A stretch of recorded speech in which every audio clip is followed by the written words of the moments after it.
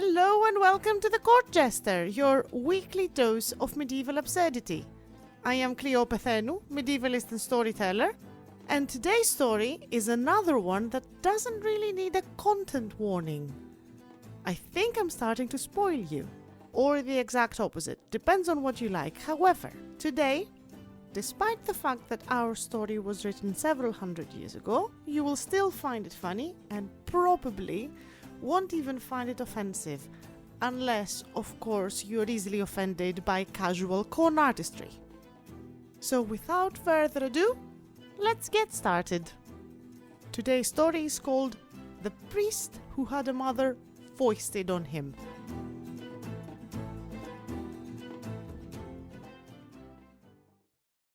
As you can probably imagine, the story begins with a priest who had a mother, and his mother was a bitter woman, very annoying, dark, ugly, hunchbacked, and basically evil in every way.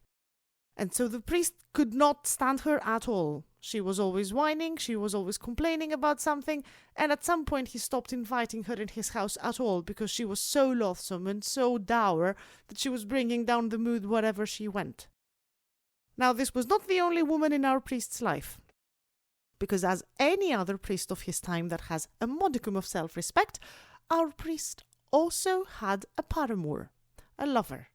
That lover he did like, and so he treated her in all good things. He had given her two, not one, two fur wraps, one of squirrel and one of sheepskin. She had also extra capes and overcoat, and rich silver fabrics to wrap around her beautiful body. Naturally, the entire parish has opinions about the nature of this dalliance and about the fact that it is indeed happening, and no one is expressing those opinions more vocally than the priest's mother, who doesn't object ethically, but rather is not happy at all that she's not receiving the same treatment. He is not giving her anything. No fancy clothes, no beautiful furs, nothing. And very soon she complained openly to him. "Oh, shut up," said the priest. "I give you my food. I occasionally allow you to stay under my roof. That's plenty for you, and you should not be complaining." "I think," said his mother, "that you will find that I am worthy of much more respect, and right now I'm asking you to actually treat me as the person that I am, your mother, worthy of all the respect in the world.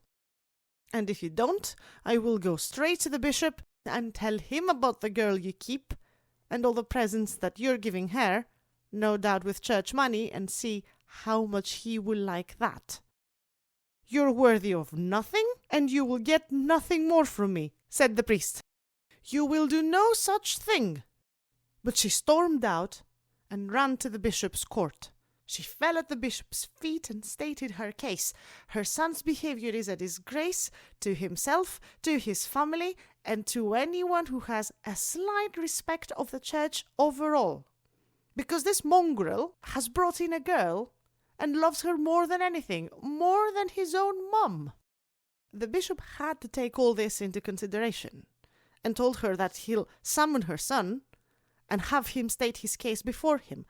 And so the woman left with a bow, feeling very satisfied with the outcome of this conversation. A few days went by, and the day came where the bishop was indeed in the mood to deal with this and summoned the priest.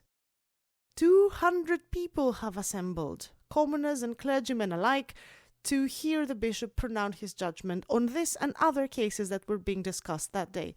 And the old woman, the mother, she didn't stay home. She was there as well, very keen to see the punishment of heavens falling on the head of her stupid son that didn't give her anything at all. So she went straight to the bishop and said, "Are you ready then to give my son a proper punishment?" The bishop said, "Just you wait. I'll deal with him when he comes.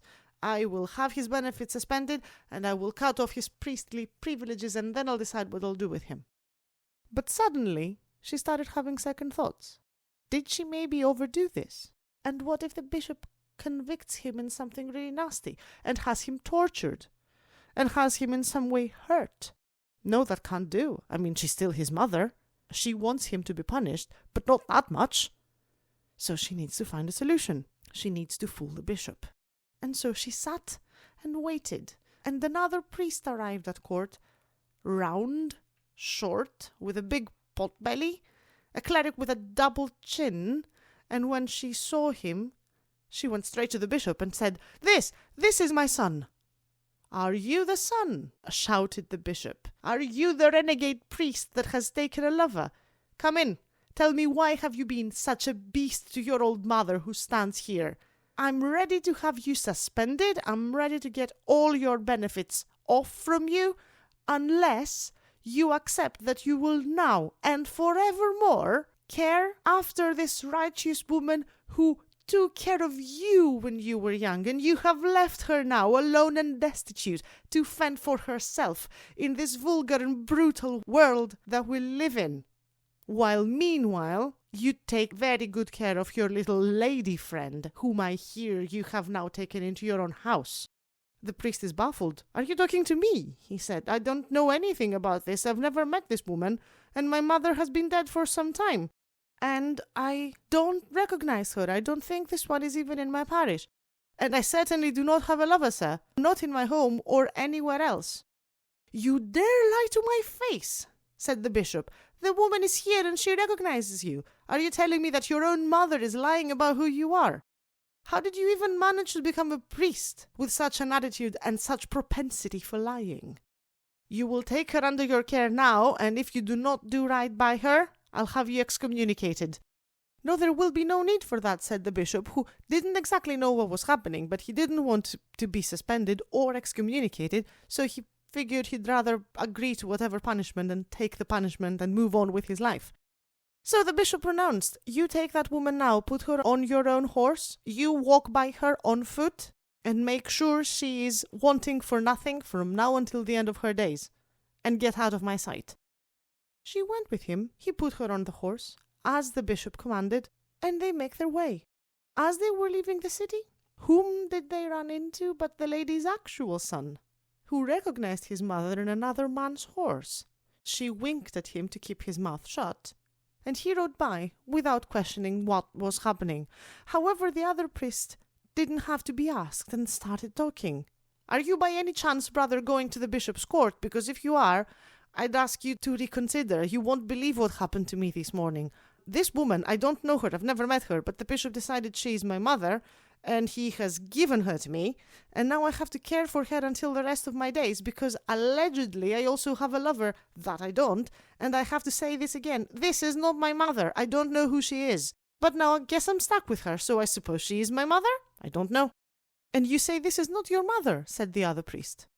"I swear to you she's not. She's probably the wife of the devil himself. I don't know how she found herself on my path." "So, presumably," said the priest who was the actual son, "if someone were to take this burden off your hands, would you be willing to pay them handsomely and not have to care about that woman ever again, because they would be caring for her with the money that you are providing?" "I would be very amenable to that suggestion," said the priest. "Is that what you're offering, brother?" "That is exactly what I'm offering," said the son. "And how much do you think you could give me for the next couple of years? Shall we settle the bill to 60 pounds of gold?"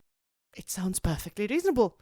And they shook hands, and money changed hands, and from that point on, the old lady went back with her son, leaving a good life that the poor priest had paid for, but not the right priest. At the end of the day, though, all that matters is that it was a priest on bishop's orders, so I guess that counts.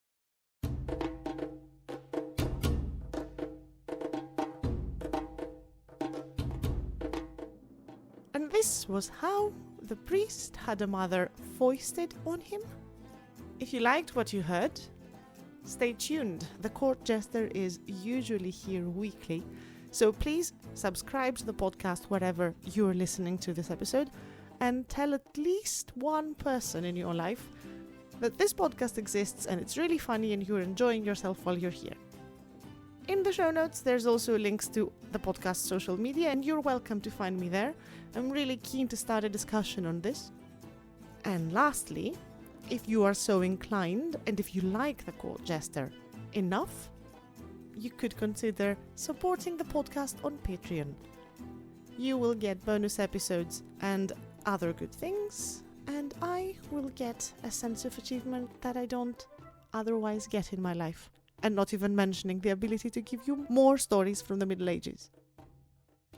I am Cleopathenu, medievalist and storyteller, and I thank you for listening. Until next time.